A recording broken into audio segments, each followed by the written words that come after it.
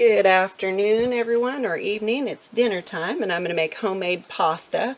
As you can see, you don't use a bowl. We're so poor that we don't have bowls. No, I'm just kidding. This is traditional pasta. So I've used Simonella flour and King Arthur unbleached all-purpose flour. The Simonella flour is specific to pasta because it makes the dough really thick. So you just well it out, make a dip in the middle. This is an egg from our farm. Just put that right in the center. And you pour some olive oil in your little well.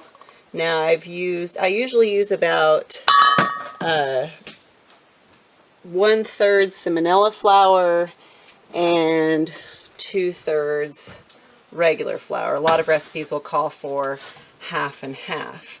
This makes a mess if you don't act quickly. So I'm taking my all-natural spring water from our spring and dipping it in. And you have to work around the dough and just keep the water contained and your egg. And you just work it all in together until you get little clumps.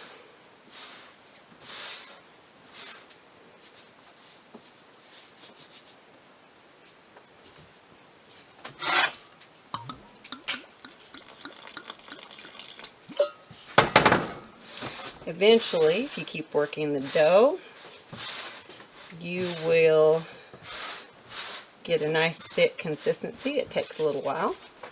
So I'm going to pause the video. Okay, welcome back to pasta making. Now, when you get done kneading your dough, and you should knead it until it turns into a nice firm dough, you should break it apart into small pieces about this size, so that way it's manageable. You need to roll it out pretty thin. If you don't have a pasta maker, I have a pasta maker, but I don't use it. I prefer doing it this way.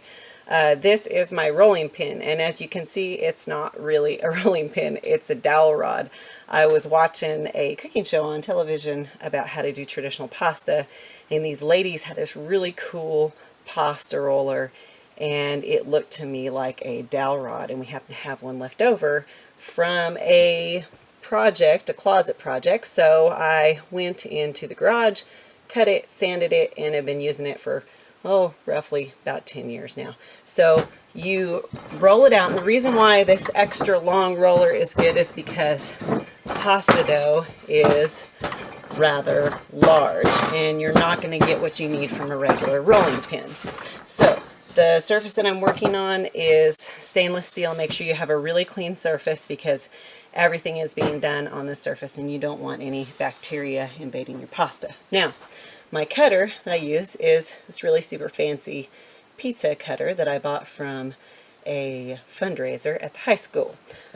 This is pretty much mostly what I use it for. So pasta, when it's made homemade, it really doesn't have to be even. Part of the charm of the pasta is that the pieces all have their own identity. So you just roll through here and keep as close as you can to being straight and even, but don't stress out about it. Now, when you get your noodles cut, you just very gently pull them up, and that's what they look like.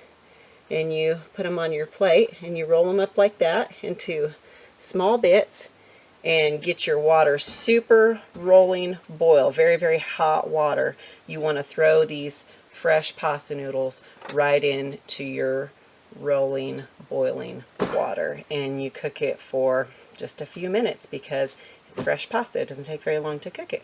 So I hope you enjoyed this, and I will be posting the recipe on my blog, hollowsprings.com. Here we say at Holler Springs. Thank you.